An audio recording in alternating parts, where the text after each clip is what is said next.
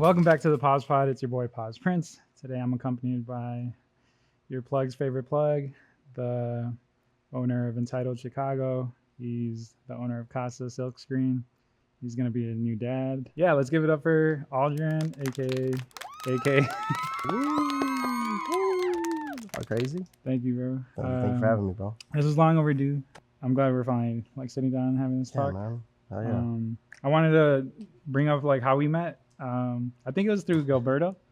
I don't know if you remember that. Gilberto. This is wow, that's a long It's time had to be ago. like Yeah. 2014, maybe Yeah, yeah. 2015.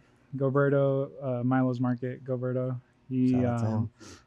yeah, he would call you the plug, and I think that's what I saved you in my phone as for a long time. You're Yeah, the plug. that was crazy. We did a collab shirt with him, and it was like two skulls and a heart.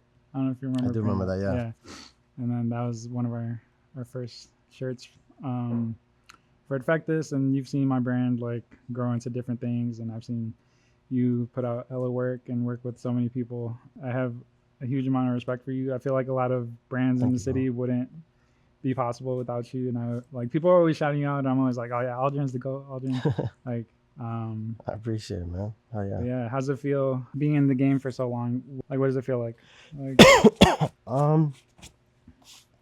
Honestly, it just feels good, bro. It feels good to see everyone do their story, if that makes sense. I feel like there's so many people doing their story where it's they come to me and I help them out with their graphics and stuff like that. But for the most part, just seeing what they do with it is the coolest thing ever. You know what I mean? Mm-hmm. And I've gotten to be a part of a lot of people's stories. You know what I mean? Just getting my way in here. You know what I mean?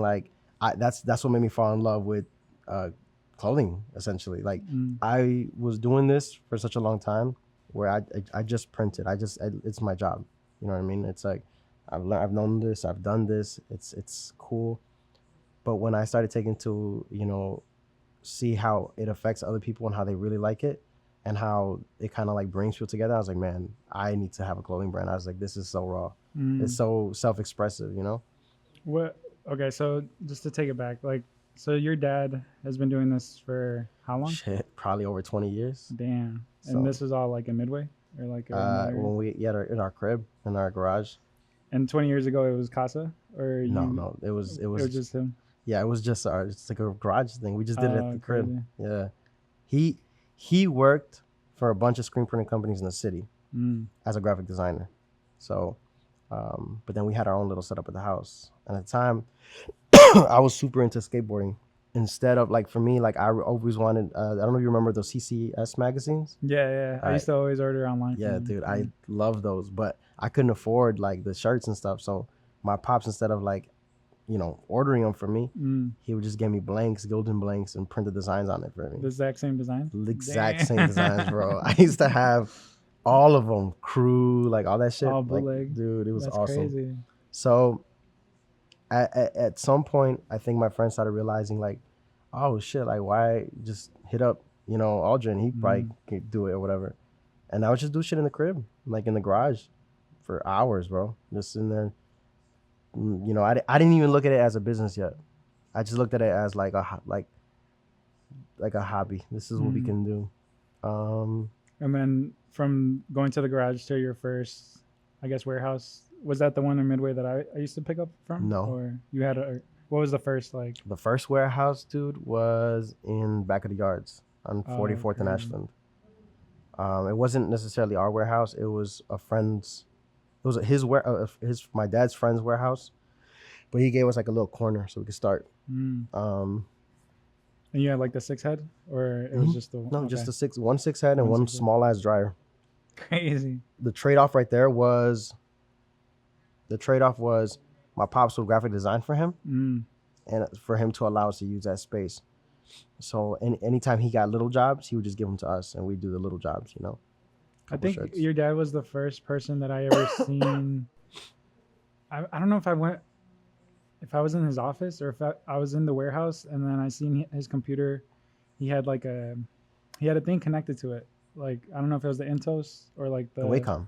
The Wacom. Yeah. So he was the first person I seen that have that, and then I think that made me realize like, oh, you could draw digitally, like, Yeah. because it's one thing to be able to use like your finger on the mouse pad, but like to be able to hold a pen Right. and do it That digitally changes things is different. crazy, Yeah, bro. Yeah. that's crazy. So it was a Wacom, and yeah, I've definitely copped some Wacoms. I literally traded a Wacom tablet for this game. Wow. And Yeah. my dad was an artist, like originally. Like my dad's story is funny because like my dad, he's really like the goat of all this, bro. Like Mm, he was a cartoonist. Like he wanted to draw cartoons in Mexico, wow. but he couldn't get a job, and he had already he went like he got like an engineering degree in Mexico. So he ended up working like doing blueprints, drawing blueprints for people, for like companies, for like transformers, for like what are they called? Like the no, not contra- in Spanish it's transformadores, but what's it called in English? The electrical things. I don't know what they're called. For like heating and I to be honest, I couldn't tell you. But the point is, yeah, yeah. he would draw the blueprints The for all that blueprints shit. for Yeah, that. Okay. you know, back then it was done by hand or whatever. Yeah, yeah. So my dad that's what he would do. So when he came here, he had a few jobs, but he landed in a screen print shop, which is where he's learned how to do all this stuff. Crazy. Just kind of picked it all up, and then I kind of just grew up seeing him do it at the house, like burning screens, drawing, making T-shirts, custom stuff. Like I was like, oh, this is so cool. I just do it myself. Damn, you that's know? awesome. And fast forward to now, 2024, 2025, like, what, you're gonna have a kid. Mm-hmm. Like, have you thought about like how it's a boy or a girl? It's gonna be a girl. It's gonna be a girl. Yeah. Like she's gonna grow up in the industry. You're gonna teach her like all the. I mean, yeah, I would love her to see this stuff too. Yeah. Right now, Logan, my stepson, he loves this. Yeah. So I'm trying to get him into this, and he wants to like do his own brand, Hell pick yeah. his own shirts. You know, like, I mean, I think for me, I appreciate that my pops never pushed this on me. I just kind of picked it up with him. You know what I mean? Because you wanted to hang out with him, I'm sure, and like. Yes and no. Like it was to me, it just seemed like a job. It was annoying as hell to do. I hated helping him to do this stuff. I really, really liked money as a kid. So I was just like, you know, how can I make money? You tell me, oh, watch some screens for me, help me catch the shirts, help me do whatever. And that's how I started. And I think it wasn't until like, it wasn't until I made my first like sale of clothes that I was like, oh, this is a business. I told my pops, I'm like, we should really, really do our own company. Like this would be really good. What year would you say that Kasa was founded? Or like Kasa was founded 2017. 2017? Damn. Okay. 2017, I had another company, was Expressions Imprint. And that one was a company that like we tried multiple times, bro. Like it was one of those things where it's like, you know, we don't have anyone around us who does business, who has a business. You can Google and like watch enough videos, but it's like if you don't understand what they're saying, it doesn't matter. You kind of have to figure it out. So we started the business, didn't know how to do taxes on it. Right. I was like, what the fuck? Dissolve that shit. Like that shit was a fucking headache in itself. And the only reason we were doing this already. We were making our like money or whatever.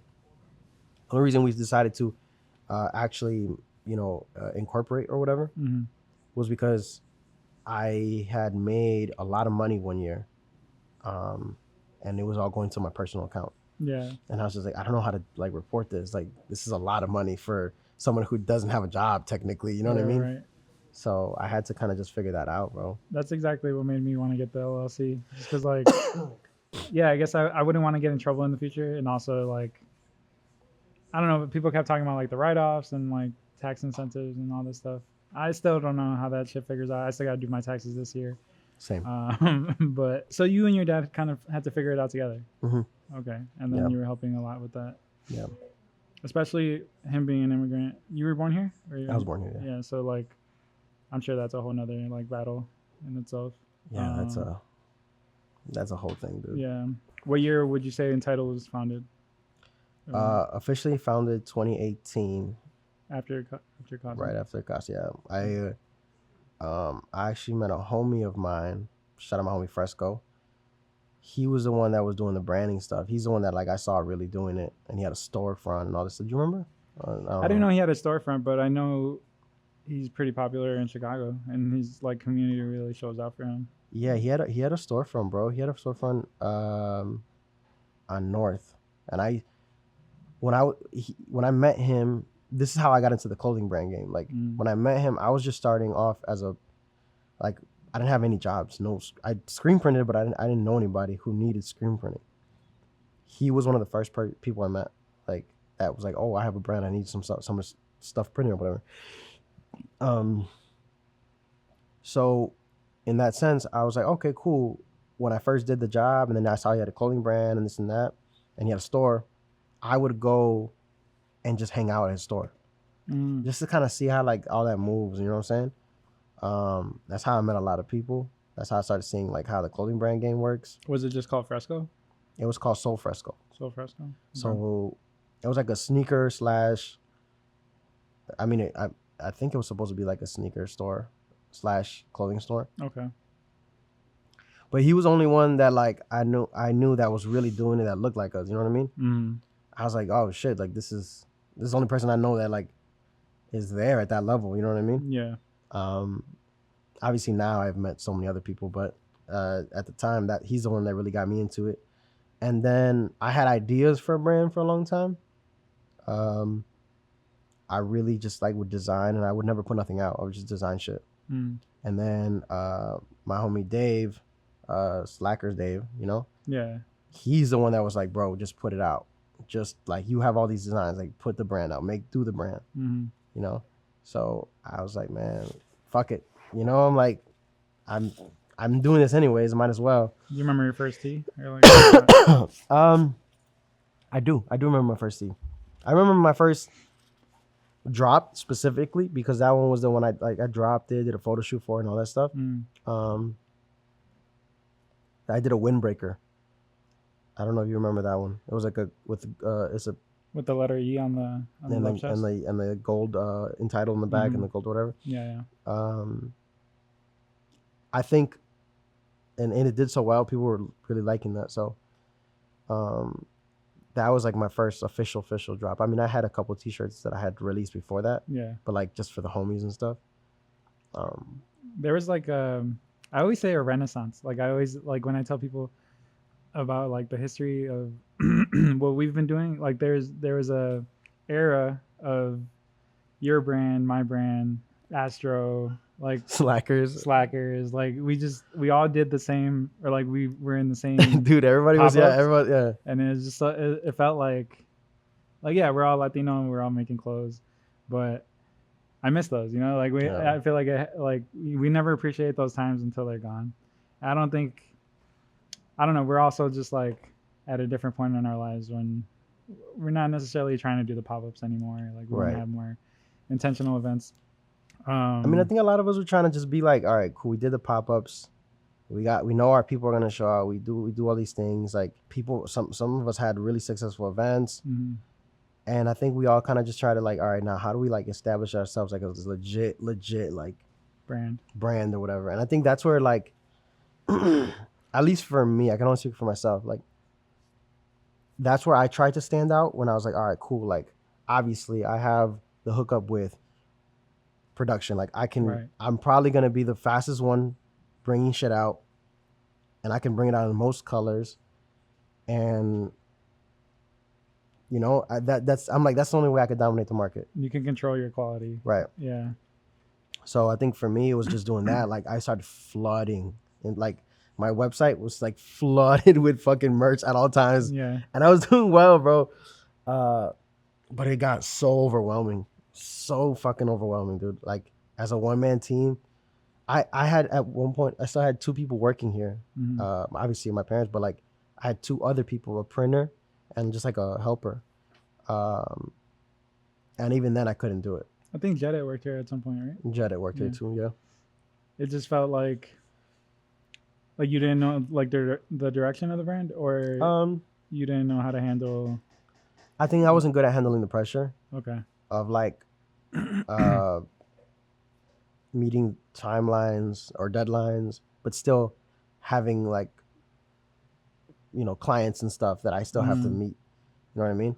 Because Yeah. then it was like like for example, in my mind it was like I don't mind the work, but I would be burned out every day. Yeah. Every day I was burned out, and then like it left no life.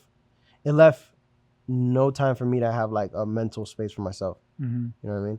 Because it's like people, I had a social life, but that was barely a social life. It was just drinking a lot. You know what I mean? So that was my social life. I was like, I feel like you were known for like Hennessy, bro. That's the like, fucked up thing. Like to be known for like, hey, you're the guy who brings a whole bottle of Hennessy every single time. I was like, shit.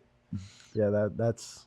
How's that been recently? Do you still drink? I still drink, but like in moderation. Yeah, nowhere near what I used to drink, like, bro. Mm-hmm. Like, no.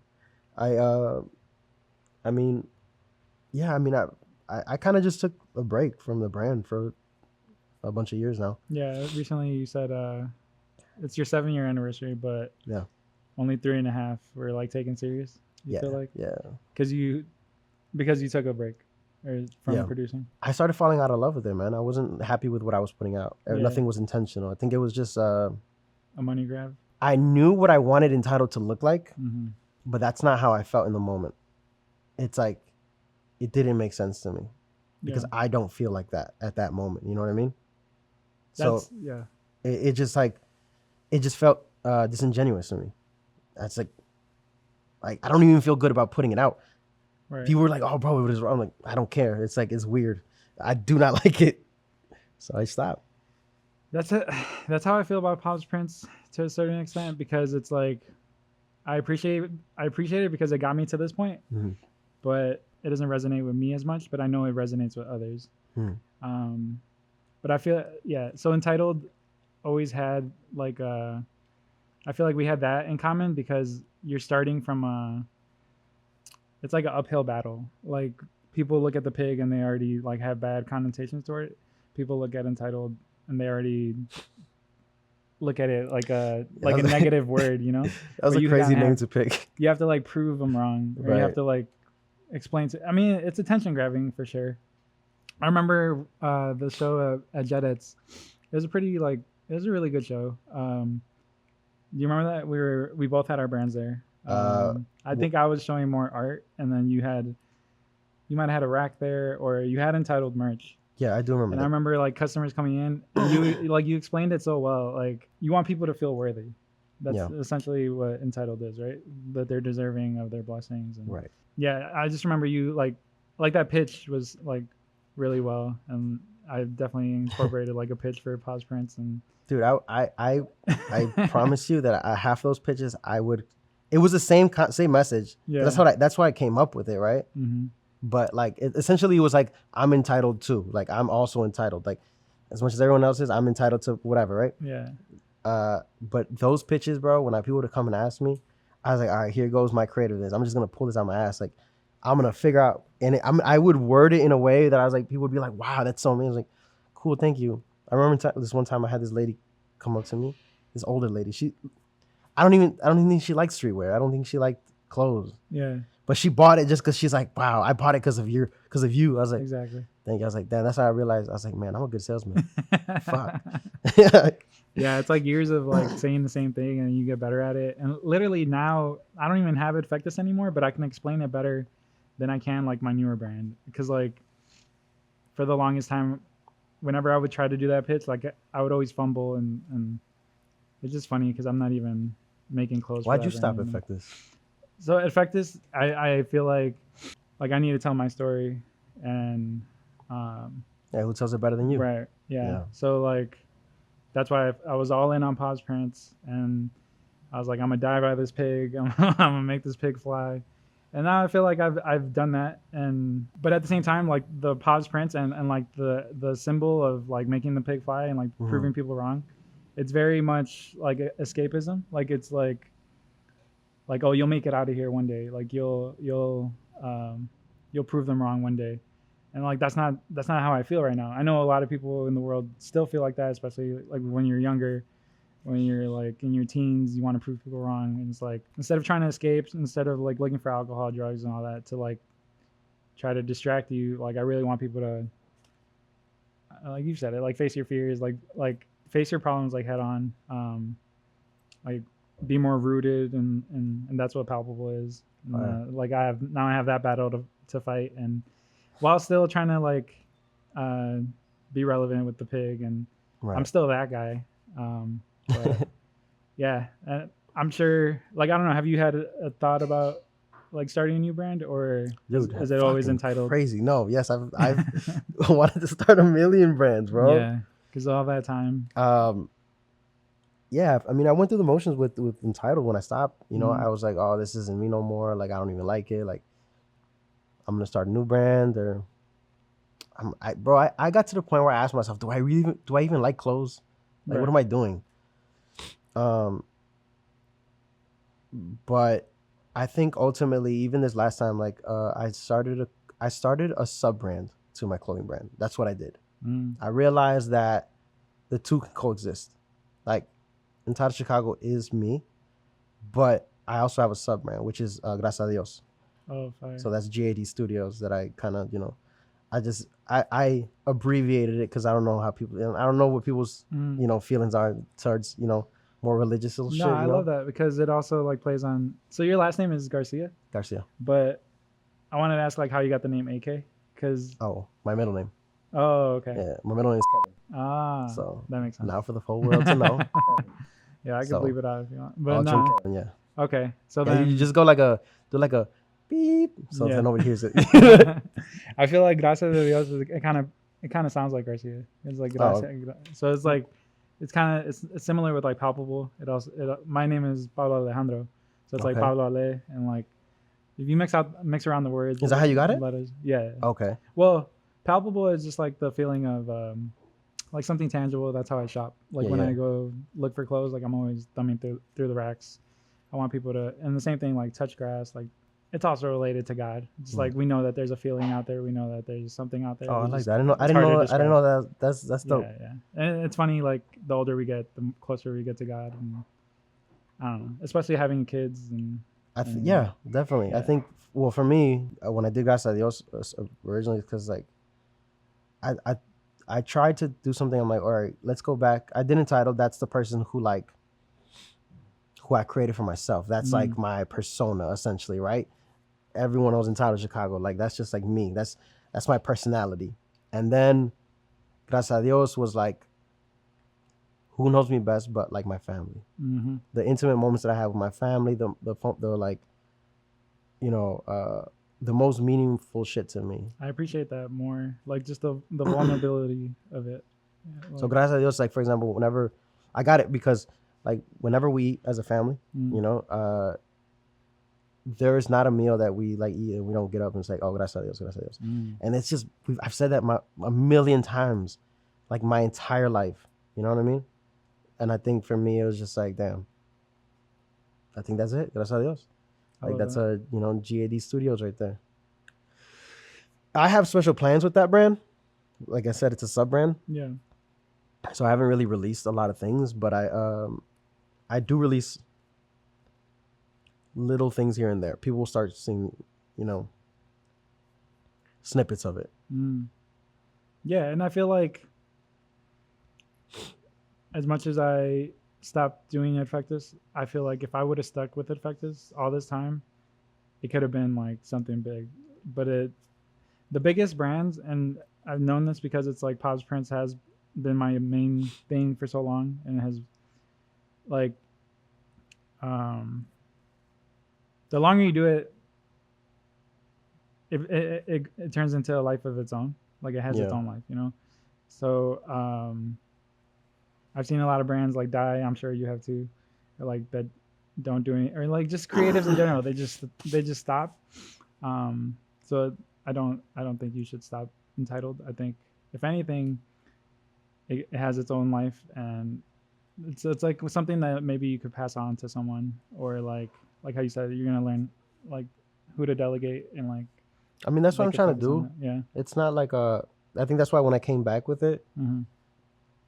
Even when I like another reason why I didn't want to release things, I'm like, I don't know how to like release things if I'm not feeling the Entitled, right?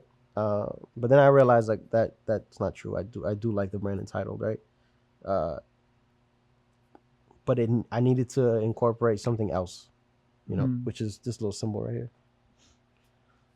And is that homage to the cross or? Okay. Right. That's my own version of a cross. That's fine. You know what I mean? Yeah. But again, right, it goes into a deeper story. Like,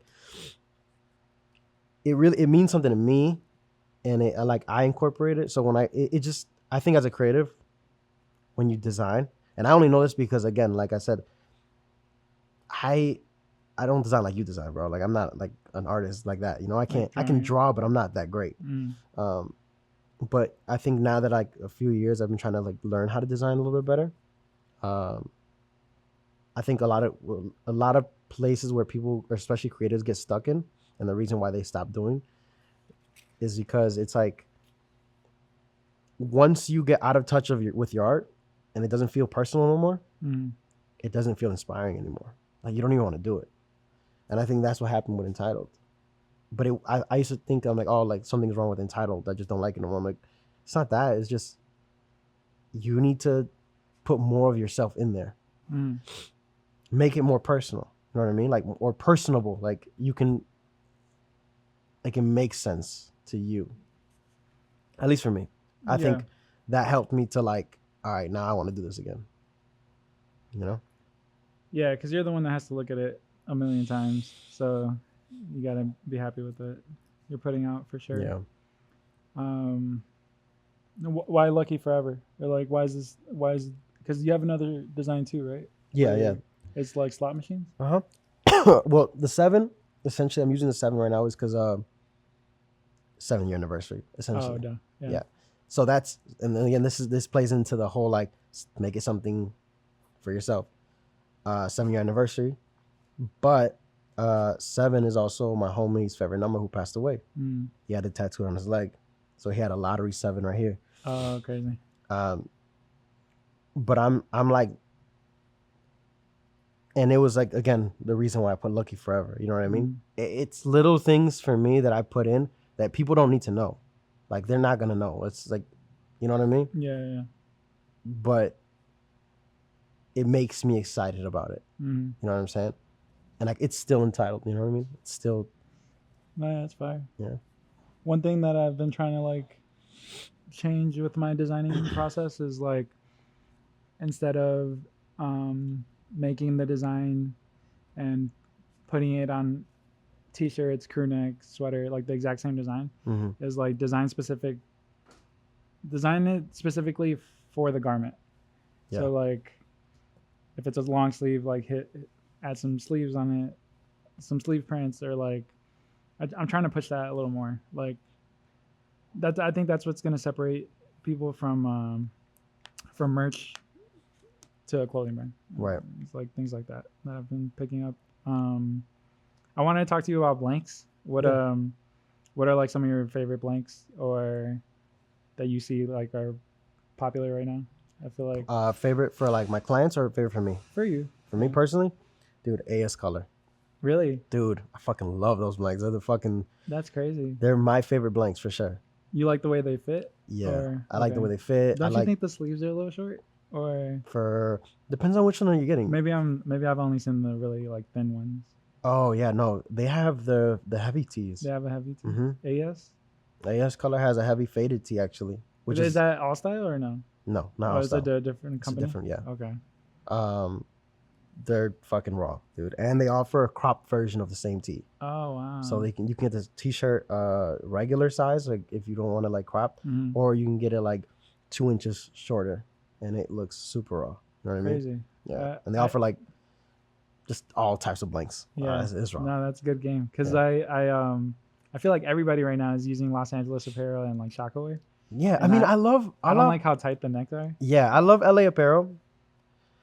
But those motherfuckers been lowering down quality. I'll tell you that. Yeah. I mean, as a printer, you would know. As a person wearing it, the shirt feels good. But because I look at, for example, I'm printing a t-shirt a million times, whatever, right? And it's getting harder to align the fucking t-shirt straight into the palette because the stitching is off. Oh, because the way they're making it is. I can tell that their stitching is not all the way there, you know, and it's just like they're mass producing the shit. You know what I mean? And it's not bad. It's still good quality. Like, because like in my mind, it's like this: if people love it, if a lot of people love it, you can't argue with fact. Like you can't argue with that. People love it for a reason. You know what I'm saying? Yeah. Whether it feels comfortable, whether they like the fit, whether they like the, you know. What's the ounces on the AS? AS, the one that I'm using is 7.1. Oh, that's pretty good. I want it to be not as heavy as Shaka, not as light as LA, a good in between, a 7-ounce tee. That sounds good. That's like a perfect for me. And then in like a world where like, especially every like up and coming designer, I feel like they go straight to like the Alibabas and like the manufacturers. Like, oh yeah, do you feel like there's room for that in your brand, especially with like tariffs and I don't know all the stuff that Trump's doing, but I'm pretty sure. Yeah, I mean, they're trying to make it. I don't know how that's gonna work, dude. I don't know how that's all gonna be. I mean, I'm sure it's gonna change things, right? I've already had people tell me that like they can't manufacture shit because it's super fucking expensive now. I've never manufactured anything, so I don't know. I try to do what I can with what I can get here. Yeah, you know what I mean. Which I don't feel like I do a bad job. You know? Nah, you don't. And you can control the quality, which is important. Cause yeah, but like for example, like the pants you got on right now, those are super raw. But I can't make that. You know what I mean? That looks fucking professionally manufactured, and you can tell it's professionally manufactured. You know what I mean? Yeah. These just dropped. Go buy them. If I could do it myself, I think I would. I just like my ideal scenario is I find a manufacturer in Bogota. Because then I could go to the warehouse. I could actually see the people. And Aurora is like heavy on like sustainability and like making sure that these workers are compensated correctly. Yeah, bro. And I mean, like that'd be super dope. It's like the same thing as like me. Like I have like most of my family, they're from the city of Mexico. So DF. And they have a hella. I would love to have like all this shit manufactured over. Like, dude, realistically, like the way I see my life, I guess if I could plan it out perfectly, right, is I get the clothing brand, you know, obviously going. I always want to, I don't think I'll ever stop screen printing, to be honest with you. I think I love it enough. Like I like doing it. It's like therapeutic. Yeah, it's something that I kept, it's my skill. Yeah. You know what I mean? It's like, I've spent more than 10 years learning how to do this, you know what I mean? And I've gotten to the point where like I really enjoy doing it. I can do it, you know? So I would love to have like a little crib in Mexico, in the city though. Downstairs a little storefront, you know what I mean? Yeah. Have the little crib and have a little setup, you know what I mean? And just sell like my brand there.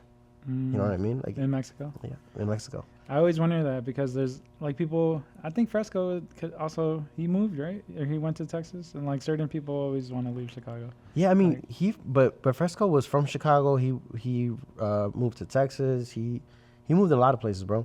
He's just always, he's a hustler, dude. He's like, he's going to make his money no matter how it makes, you know? Yeah. And he takes care of his family, so. I just always appreciate people that stay in Chicago, you know? But like, I know certain people that have been here long enough. I mean, he only left because of his job, you know, because the job that he was working, there was better opportunities over there. Yeah. So he's like, I gotta make money, you know. So long term, you don't see yourself in Chicago, like. I think I'll always have like, for example, imagine if I had a staple, like I would have a staple store here, but I would be in Mexico. Yeah. You know what I mean? Like people running here. Yeah, like I want it, and the thing is that like, not because I don't want to be from Chicago, but it's like, I appreciate the fact that I'm, you know, obviously born and raised in Chicago, but my parents are, I mean, they're fucking super Mexican. You know what I mean? Like, they had me when they were 37, 38. Do they talk about wanting to go back? Like, yeah, here and there. Okay. You know what I mean? But it's like, I grew up in a household where like I didn't know English till like I got to school. You know what I mean? Like,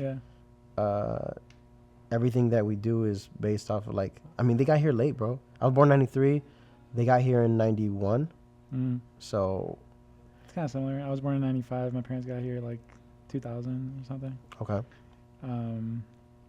Yeah, that's crazy. But so my dad talks about moving back to Colombia. But that's what I'm saying. So you have like a few years where you're just like, you're immersed in that culture, right? Like, and that's the same thing I feel here. Like, obviously my parents did their with what they could.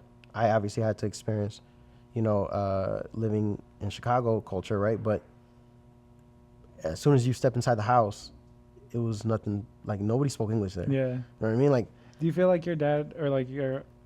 It's usually the dads because I don't know if your mom was like working also, but like he assimilated. That's like the word where like he tried. okay. My dad,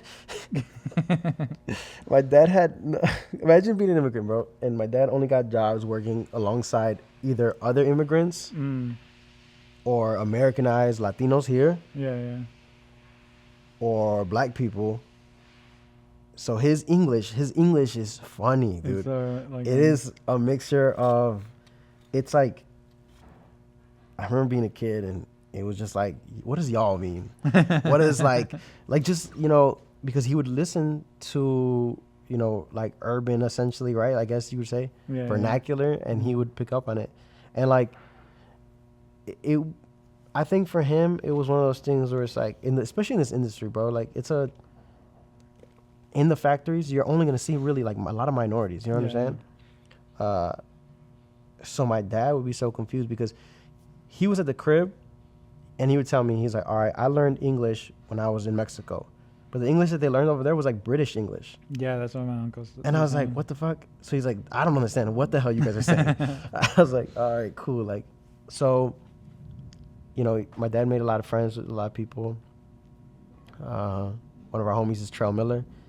He actually owns like a little company too. I don't want to call it a little company because I don't know how big it is, but he does pretty well for himself. Is Trell Miller someone well known?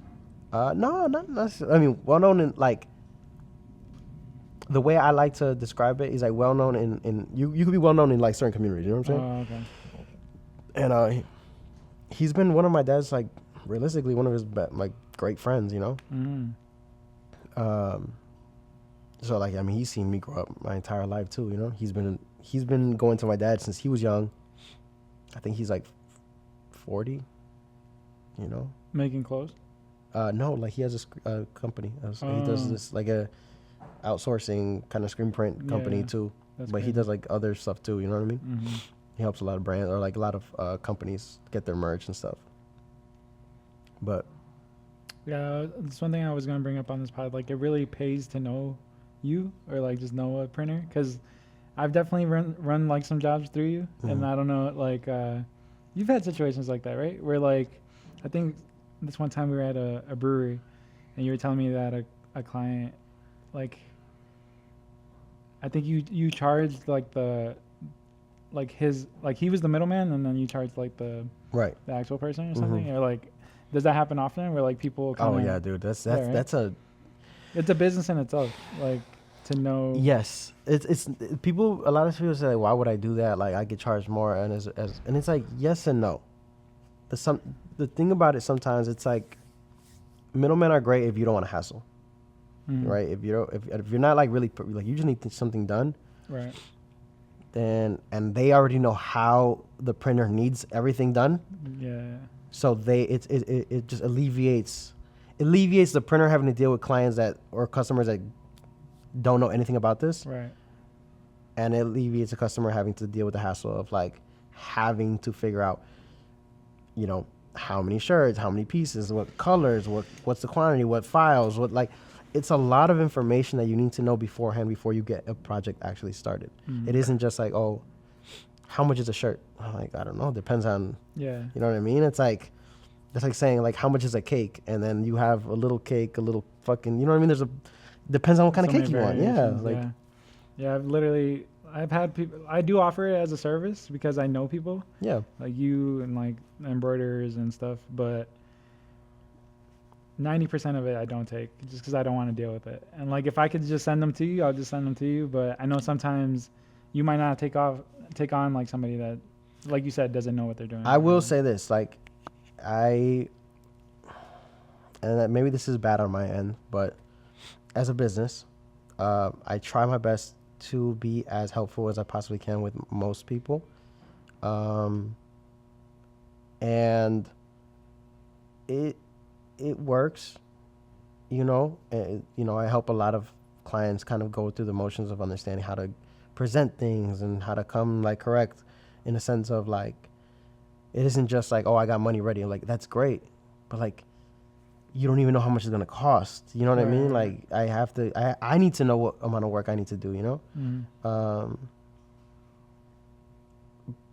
But there are clients, and I know, again, like I said, as a company, I guess maybe I'm wrong for this, but there's clients that if you're too much of a hassle, I don't service you. Like not all money is good money. Yeah, I just won't accept it. Like I've turned away a lot of things just because, like, for me, it's like, I want to be sustainable in this.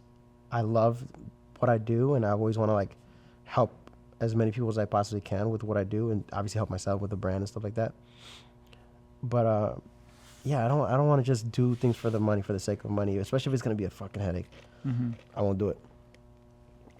I think I'm at a point right now where like my mental peace is like way more fucking important than like a couple extra fucking $100 or some shit like that, you know? Right. You're not just taking on anybody. No, I won't do it. One thing I wanted to bring up too was like, I remember I was going like right before my son was born, I was going through like a manic episode, and I remember like I hit you up. Like, I don't know exactly what I said, but I was talking crazy. I didn't know you were gonna bring that up, bro. And I remember, I think. Well, you scared me. That's what it was like. You were very respectful, and you were like, I don't know you this well for you to be like talking to me like this. You said something like along those lines, right? It's because, bro, you scared me. Was it like a phone call? You called me. Yeah. And you told me, you said, bro, this is crazy. Because that whole time for me was just like embarrassing, bro. I was thinking about this yesterday. Nah, you got nothing to be embarrassed about, bro. But I'm not only you though. It was like, imagine the girls I was hitting up, or like imagine. Bro, we like. It's like a mental. Nobody in Chicago can say that they didn't have at least one mental breakdown at some point in their fucking life. Yeah. And if they say that they didn't, like, they're fucking lying. Cause it's Chicago, bro. Like, people. It's fucking Chicago, dude. It's like, how do you not have a mental breakdown at least a couple times? Yeah. You know what I'm saying? I've had my fair share of fucking mental breakdowns, and I know I've embarrassed myself and multiple people at different points in my life. And it's like, fuck, like it sucks, but it's also like, I mean, shit, it happened. Like, it is what it is. I mean, this is who I am. You know what I mean? I'm not embarrassed about it. You know what I mean? No, yeah. I appreciate you for not like holding it against me and like still working with me after. Yeah, no, I was worried because like you called me. Okay, so look, going back from to your that. Perspective. You called me, mind you, dude. I was in the laundry room. I remember this perfectly. I was in the laundry room.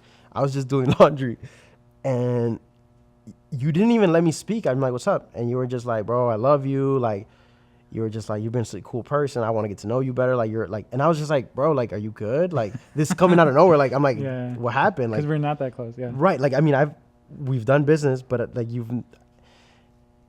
I would expect like my good homie to call me like that. You like me and you never hung out. We never kicked it like that. Right. So you told me all this stuff, and you were like, "Yeah, I just want like I think we should be good friends and this and that." And I told you like, "Look, bro, no offense.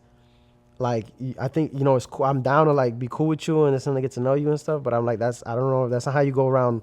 I said, "That's not how you go about making friends." So I was like, "That's not how you do it." I can only imagine, bro. Like, and I was like, if someone came at me like that, I would say the same thing. Or I just like, but you're respectful about it. But you just caught me off guard, bro. It was like I wasn't driving my vehicle. Like I was just like the real me was up here, and then somebody else was driving my body, and I couldn't stop it. Like, were you? If you don't mind me asking, were you sober, or was it like on medication? So I thought I was sober.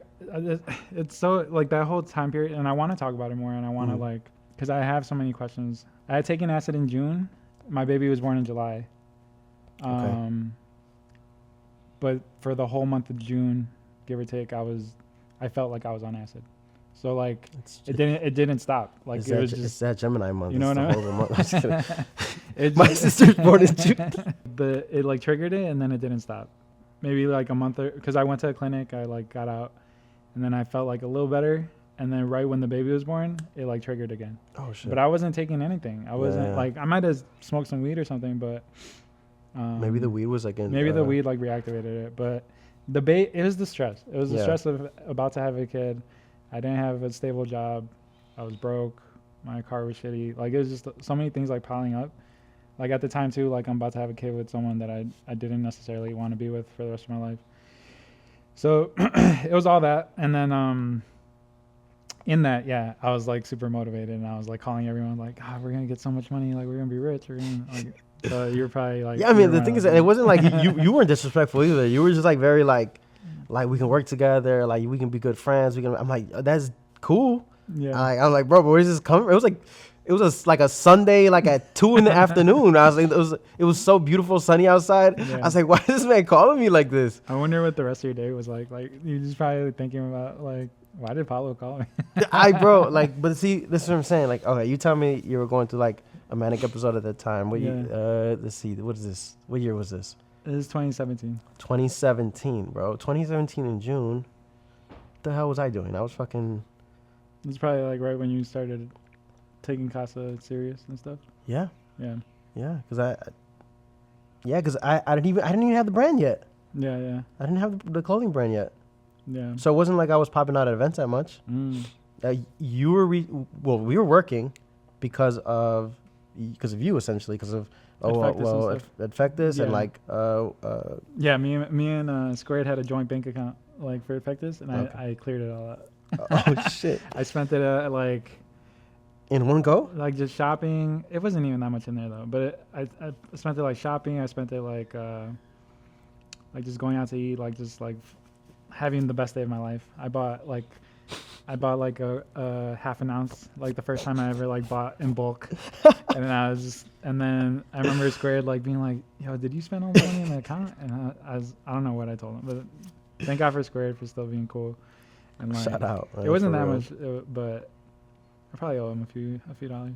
Yes. Stephanie reached out to me, or like she said something that still like sticks with me, or something. She was like, "Oh, like it's okay, like this happens."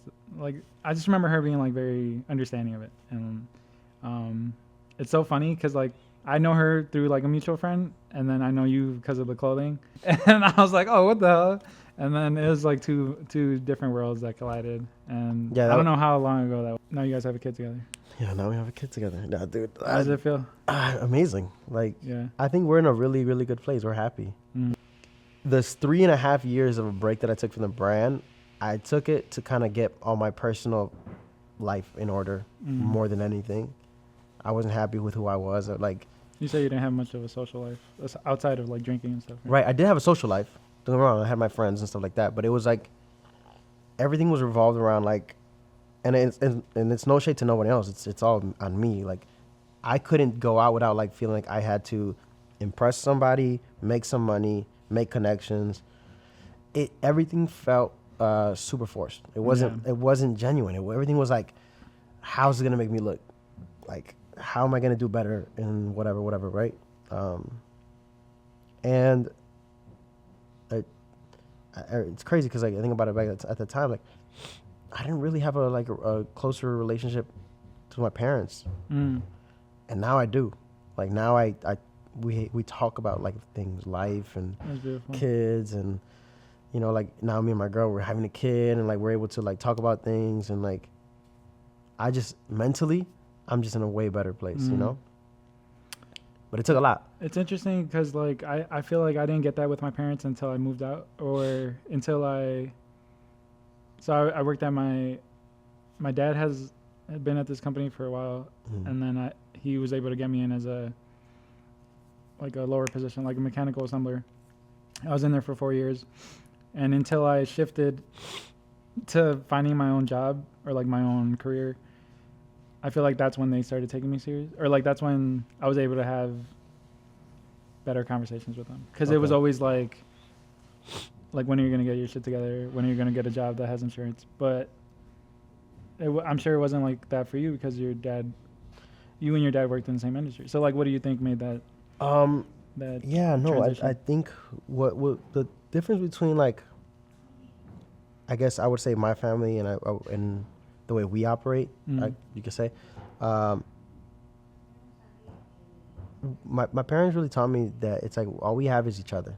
So it's not like we haven't ever been like we've been this, and like we're like this always, right? It's just that I remember a few years ago, right? Um, while we were operating the business and everything like that, like I just wasn't as appreciative as I am of having my parents. You know what I mean? Like the conversation that I had with my parents before wasn't necessarily like, oh, you need to do better and this and that. Like, no, I was doing great, bro. I was doing really great. Like the business was booming, the brand was booming.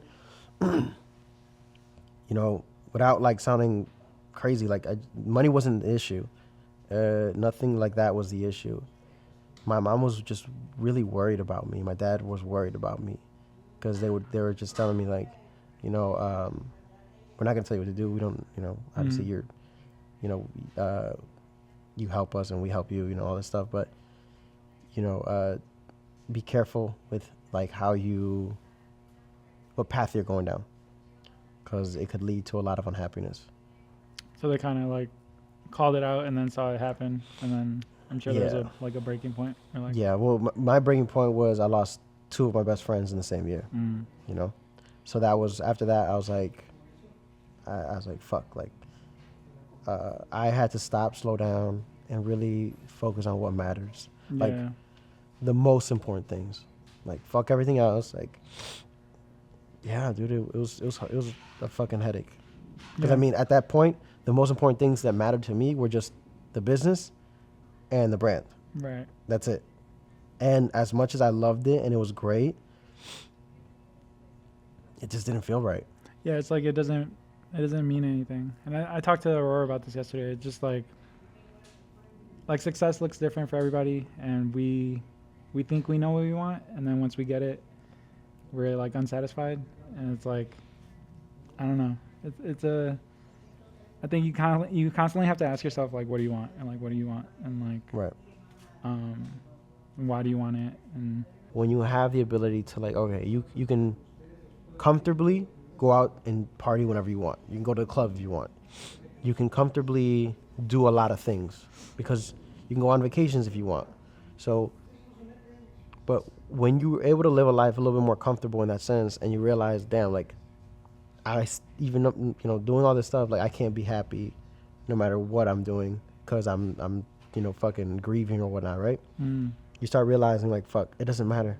None of that shit matters if you're not, like, content with the people you're content with. You need to be content with, you know? Yeah. So I think for me, that's what it was. Because then that and a whole bunch of therapy. But, you know what I'm saying? Like, that shit was, like, one of those things where I was like, okay, I need to get my shit together mentally first before I ever even, like, try to attempt doing something like this again. Yeah, I'm glad you're on the other side of it now. And now you feel like you can start creating again. Do you have plans for the brand this year? Like, I do, man. Like what are you trying to do? The only goal that I have for myself right now is stay consistent. Taking what? Stay consistent. Oh, that's like it. Consistently drop. Like what? Like, monthly or weekly? Weekly is kind of a lot. I don't know exactly the amount, bro. Yeah. But like whatever makes sense. Yeah. I've allowed myself to give myself enough grace to just be like, look, there's no such thing as like the perfect timing. Yeah. You'll find the perfect timing as you go around. Because I mean, I did it when I was doing Entitled. Like I was fucking dropping shit like every day, and it worked. But then I was like, told myself like, I don't have to do that no more. Like that's as long as it's like meaningful. Right. Yeah. I talk about this with Matt sometimes. Like he feels like he needs a big like show or like a big drop, a big collection. But I kind of want to look at it like breathing. Like if you're creating, you're doing it all the time, and like you don't need to have like a big presentation. You don't need to have a big collection. Like, well, it's because like, okay, think about it, right? We do clothes, sure, but that's not all we do. You're creative regardless. Yeah. Like, I'm looking at it now, like with Entitled Chicago, right? The reason why I did this little cross thing, and the reason why I said like I guess I could just get into explanation now, right? So when I said it was JD Studios, it's my sub brand, and I use it to help other brands and other people and other companies. What I do is, what I'll try to do is I'll try to help people design things. I'll be like, fuck it, like if I have free time, I'll do a little sample, give it to them, and be like, yo, promote it. Yeah. People that might not even know how to Right. Like, do a shirt. they might not even know this whole process, but I just helped them. And then they ended up making a good amount of money or whatever, right? Mm-hmm. And then I'll be, all right, cool. Like, then we'll break bread that way. You know what I'm saying? But it all goes under this brand, my GED. But it's like my way of being able to, like, I can stay creative without having to do my shit. You know what I mean? Mm-hmm. I could still be creative as fuck. Being creative while helping others. Yeah, I like that. Yeah, there's multiple ways about it, and like I was saying, like it's not always like t-shirt after t-shirt after t-shirt. Like there's other Right. ways of. But that's what I'm saying. Like, for producing. me, it was like one of those things where it's like, all right, like with my homie from Served, Anna Karen and Lali's, right? And you interviewed them recently. I had seen that, what's his name? Derek Rose. Oh, yeah. You know? And I was like, man, dude, like, I know my homie AK, she's a fucking big-ass Bulls fan, right? I was like, and they got the fucking flower shop. Yeah. I was like, cool, man. I was like, man. And I'm thinking to myself, I'm like, what would be a cool design to do? So then I just whipped it up. I drew the Served logo with the horns. Oh, yeah. You know what I mean? And I in the little corner there says GAD Studios. You know what I mean? Like, very tiny. And then in the back, I put the number 1 with the thing, and we put them up online, and they sold well. People loved them. But I did it the day before they dropped. I designed it, mocked it up, gave it to them. Mm-hmm. In my mind, I'm thinking, I was like, first of all, I was like, why did Anna Karen not like capitalize off this moment, right? She probably, but it's like, I don't know her situation. I don't know if she was too busy or maybe whatever the reasons may have been, you know? Right. But I wasn't. Mm. And I was like, that's cool. I'm like, wow, like, I don't watch basketball like that. So it doesn't that design wouldn't make sense for me. Right. But it makes sense for someone else. And we did it. She made a decent amount of money. And to me, I was just like, that's dope. I was able to help my friend. Like, yeah, like you get satisfaction. Like maybe it even makes more me, satisfaction than if you would have designed something. It just makes me feel good. Like, I'm like, oh, like that that. was so raw. Like, That's it made a cool sense. aspect of a brand to have. Yeah, I guess it's kind of like with this podcast, kind of like using your platform for other people. Yeah. And I know it could kind of feel like you're giving a lot of yourself. I don't know. It just feels like something good will come from it. And like good has come from it. So yeah, I like that. It definitely like puts people on and helps them. Yeah. So if you're a local brand or business and you want me to help you with stuff, designing, not crazy shit, okay? Don't go crazy. Reach out to me. Yeah. I like to work with people. Is there anything you want to shout out, like your socials, your drops? Is this already online or? Oh, it's sold out. Oh shit. Yeah, dude. I did. I only bought a limited amount of blanks. I honestly didn't think I was gonna do that well. Yeah. Because I haven't dropped anything in like fucking 4 years almost. The people have been wanting it. But I did pretty well, and I was happy. So I was like, I had to put sold out because I have to buy more blanks. I don't have any more. Yeah. So until they come in, then maybe I'll do a restock. But is it entitled.com or what's the website? Entitled Shy. EntitledShy.com. www.entitledshy.com. And the Instagram? Kasa.Inc. Inc. INK or C. We'll put it in here. We'll figure that one out. Entitled AK. For your Entitled personal. Chicago. Entitled AK is my personal. And then Gracias a Dios Shy. That Shy. Mm-hmm. Yeah. Wait, before we leave, sorry, one more question. What's up? So, like, moving forward, when you have this baby, I know a lot of people take breaks, and I know some people even stop, like, their creative journey. Like, how are you going to handle that? No, this baby's going to be fly as fuck, bro. I already bought all the baby clothes. I'm about to print all that shit. I love that. Yeah. Yeah, because I think it should be hand in hand, and we definitely are going to be fathers that don't stop our creative. Nah, yeah, I think, but see, you know, I'm sorry to keep it longer, but one thing that I think I appreciate for taking the time for myself, like to get my mental health back to where it used to be, I think, was that, like, I think I'm in a position now, I was like, my girl's always asking me, she's like, are you nervous? I'm like, nah, honestly, I'm not. Like, I think I'm in the position where, like, I could handle all this now. Yeah. You know? Like, I'm built for this. This is what I do. Like, if all were to fail tomorrow, I'd build this all back up. Just start from the start. Yeah. Yeah, you already did it once. You can do it again. Yeah, I've done it multiple times, bro. That's what I'm saying. I've done it multiple times. Yeah. I love that, man. I'm excited. You already have a name? Or you don't want to drop it out? No, I'm not trying on the podcast. We have a couple names picked out, but we don't know. That's exciting, man. Shout out Logan. He's gonna see this. Yep. You can follow me on PodsPrince, podsprince.com. Shout out Anthony, Alanis.Anthony. He's our videographer. Thank you again. What else? Wait, question. Did anybody ask you questions on the thing? You don't want me to ask the question that was asked. Oh, fuck, man. Stephanie actually asked, when are you going to propose? Fuck. Soon. Yeah. Yeah, no pressure. I feel like I mean, it's expected. Every family member is probably asking you. And Yeah. I definitely hurried up my process. But I did it on my own terms. So I think Good. that's how you should do it too. Yeah, that's Don't let anybody rush you into that because that's a big decision. Can't nobody fucking rush you. Nobody. All right, guys. Thank you. Thank you.